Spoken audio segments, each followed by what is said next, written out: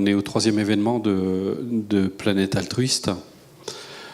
On a réalisé chacun de ces événements sans aucun moyen.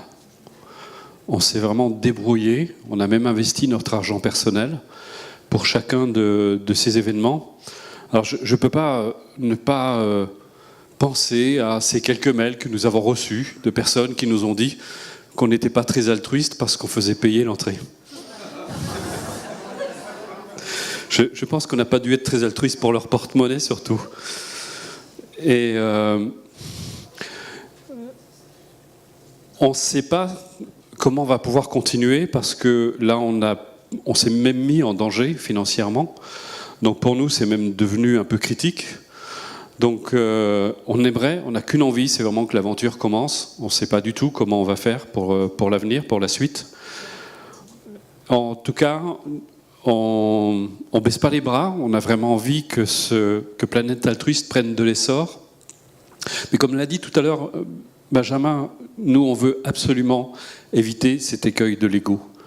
On est très exigeant envers nous-mêmes, justement, pour maintenir et préserver ces valeurs entre nous et autour de nous, et c'est ce qu'on essaie de propager. On s'efforce les uns et les autres, et je peux vous assurer, je salue vraiment mes amis Nathalie et Loïc, parce que je les trouve absolument, extraordinairement courageux, parce qu'ils sont venus me rejoindre, ils m'ont fait confiance.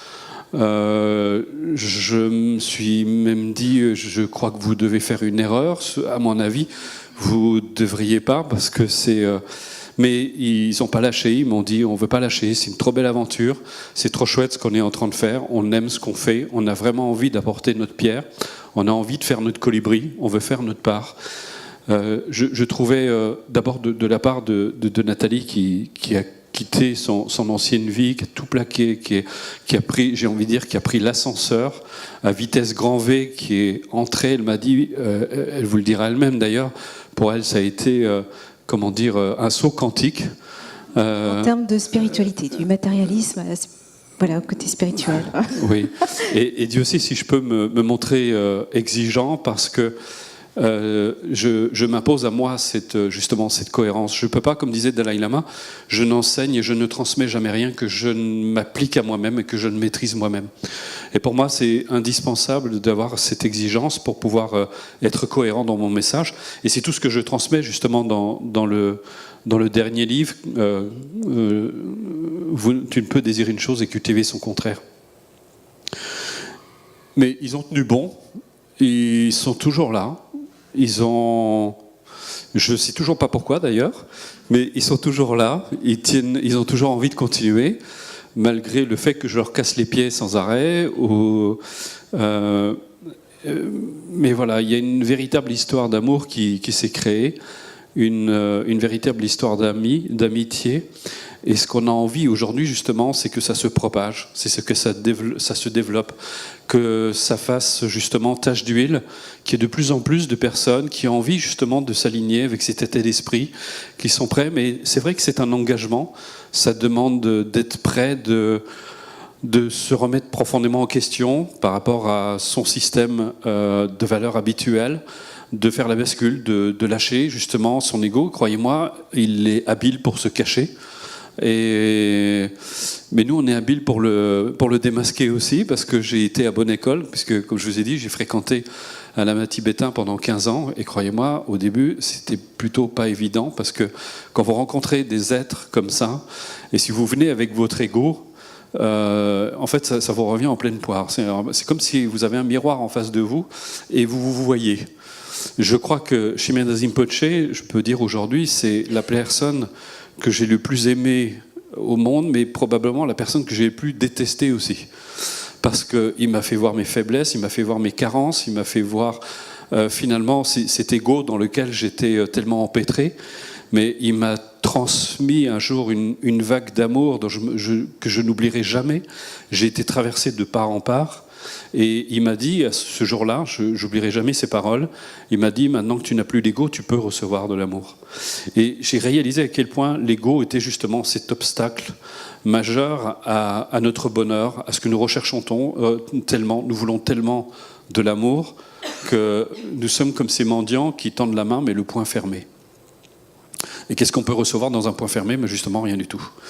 Et c'était Ramana Maharshi qui disait « Vous vous plaignez de l'avarice de la mer, mais vous venez avec une tasse, alors que vous avez justement tout l'océan qui vous est offert. » C'est notre nature, c'est notre vraie nature. Nous sommes faits de ça. C'est ce que j'ai essayé de vous dire tout à l'heure. Nous sommes indissociables de la nature. Nous sommes la nature. Et quand on se découvre, découvrir, ça veut dire, en 2 mots, ôter la couverture, en se dévoilant, eh bien, ça nous permet vraiment de révéler justement cette part de lumière en nous. Et ce que j'aimerais rajouter, c'est que ces 15 années que j'ai passées avec Shimazu Rinpoche, j'ai jamais eu avec lui, contrairement à ce qu'on peut vivre avec d'autres personnes, j'ai jamais eu le sentiment d'être dans son ombre, mais plutôt dans sa lumière. Et sa lumière m'a énormément apporté, ça m'a permis d'être ce que je suis aujourd'hui, et de me sentir, je dirais que c'est le plus beau cadeau qu'on puisse faire à un être, c'est justement la liberté d'être ce que l'on est profondément soi-même, sans masque, sans phare, sans essayer de tricher, sans essayer de jouer un rôle. Je ne sais pas de jouer un rôle, je suis touché comme vous par ce qui se passe sur la planète, je suis offusqué parfois, je suis en colère parfois, mais je me dis, je ne vais pas suivre ce penchant parce que c'est par là qu'on va aller. Ce n'est pas en nourrissant la haine, ce n'est pas en nourrissant la colère qu'on va résoudre le problème. C'est en mettant un peu plus de paix et un peu plus d'amour dans ce monde.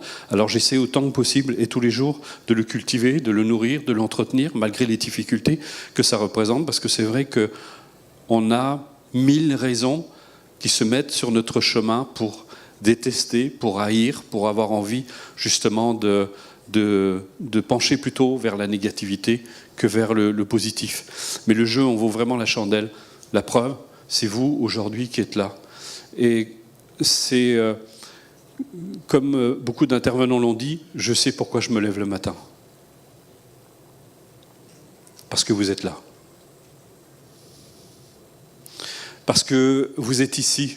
Parce que vous venez justement avec le cœur ouvert. On a senti vraiment dans cette salle de l'ouverture, de la bienveillance, de l'écoute, et je trouve ça extraordinaire. Et je tiens vraiment du plus profond de mon cœur de vous remercier, et si vous avez vraiment envie justement que l'aventure continue, eh bien faites-nous signe, parce que nous on est là. Et on sera encore là, sans doute encore très longtemps. Un jour, une personne m'a dit que j'étais utopiste. Je lui ai dit oui, tout à fait, je suis utopiste. Mais toutes les grandes réalisations, on les considérait comme des utopies, alors tant mieux. Et vous voyez, comme je dis, on n'a vraiment strictement aucun moyen. On s'est débrouillé, on a vidé nos... on a utilisé nos économies, on a mis nos économies dedans. Et chaque fois, on est au 3e événement et chaque fois, on est toujours aussi ravis. Donc, on n'a pas envie que ça s'arrête. Simplement, là, on est arrivé au bout de nos possibilités. À 3, on ne pourra pas continuer comme ça. On a besoin d'aide. On a besoin, comme on dit, seul, on avance vite, mais à plusieurs, on va beaucoup plus loin. Et donc, si vous avez vraiment envie, si ça vous tient à cœur de rejoindre l'aventure, si vous avez envie d'en faire partie, si vous avez envie que ça s'étende, qu'il y ait un peu plus d'amour dans ce monde, eh bien, voilà, encore. Donc, en tout cas, si vous avez vraiment envie d'en être, vraiment, n'hésitez pas. Parce que moi, je sais pas, quand on s'est dit, avant de venir, il y a une semaine, on avait à peine 50 personnes d'inscrites. On s'est dit, on va annuler, on va pas y arriver. Et puis là, on est à 110 personnes, presque 120. Et on s'est dit, c'est probablement la dernière qu'on va faire, parce que là, ça devient vraiment difficile de porter ça à 3. Mais en étant là avec vous, je me dis, on peut pas arrêter, quoi. Ouais. On ne peut pas arrêter, et j'aimerais qu'il y ait tellement d'autres mouvements comme celui-ci qui se développent, qui se croisent, mais qui soient capables en plus de travailler ensemble. Ce que je trouve vraiment terriblement dommage, l'année dernière, on a essayé d'unir des associations, de se dire, mais on œuvre tous pour la même raison. Pourquoi est-ce qu'on ne se soutiendrait pas mutuellement les uns les autres ? Impossible. Pourquoi ? L'ego. Parce que chaque association a construit son ego. Son terrain. Et puis on a même contacté...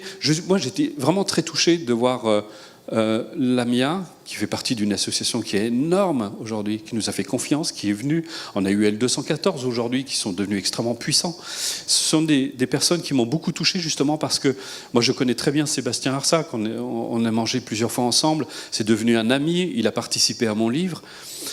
C'est quelqu'un qui est sans ego. C'est quelqu'un de vraiment extraordinaire. Quand il est venu l'année dernière, alors que comme on dit, il aurait pu choper le melon avec tout. Il est médiatisé, il est connu. Ils sont vraiment d'une humilité extraordinaire. Ils sont passés plusieurs fois à la télé. Souvent, ça fait un peu enfler le cerveau. Et non, pas eux. Et il y a plein de gens comme ça. Mais je me dis, mais bon sang, pourquoi on n'arrive pas? Et comme l'a dit Benjamin, c'est terrible. Excusez-moi, je vais être vulgaire, mais ce putain d'ego. Est-ce qu'on ne peut pas se le foutre dans la poche une bonne fois pour toutes et de se dire qu'est-ce qu'on fait ensemble? Est-ce qu'on ne peut pas enfin travailler ensemble et se mettre autour d'une table et oublier ces querelles imbéciles qui finalement créent plus de problèmes qu'autre chose, où on n'arrive jamais à rien et se dire on œuvre pour les mêmes raisons. C'est notre planète à tous et on est tous concernés. On pourra toujours pleurer demain quand on vivra l'effondrement, que tout s'effondrera. Là, notre confort, je peux vous assurer qu'on part oublier. Voilà, c'est le message qu'on a envie de faire passer. Je sais qu'il y a eu beaucoup d'émotions, c'est beaucoup de choses. Peut-être que vous allez repartir, peut-être que certains, votre mental va vous reprendre par la main. Ouais, mais tout ça, c'est trop beau, c'est pas possible. Et puis, vous êtes repris par vos habitudes. Mais je me dis qu'il y a une graine qui a été déposée. Et chez certains, elle fleurira certainement très vite. Chez d'autres, ça mettra un peu plus de temps. Mais je ne sais pas. J'ai une confiance fondamentale dans la vie, dans l'être.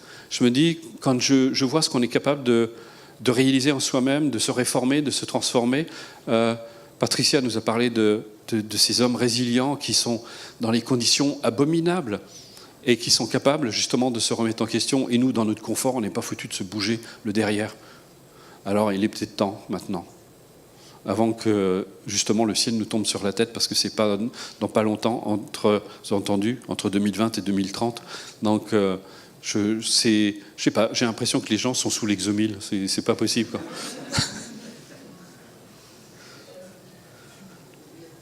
Voilà. Vraiment, du fond du cœur, je vous remercie. On a laissé encore les livres, on va les laisser encore un petit moment si vous voulez en acheter.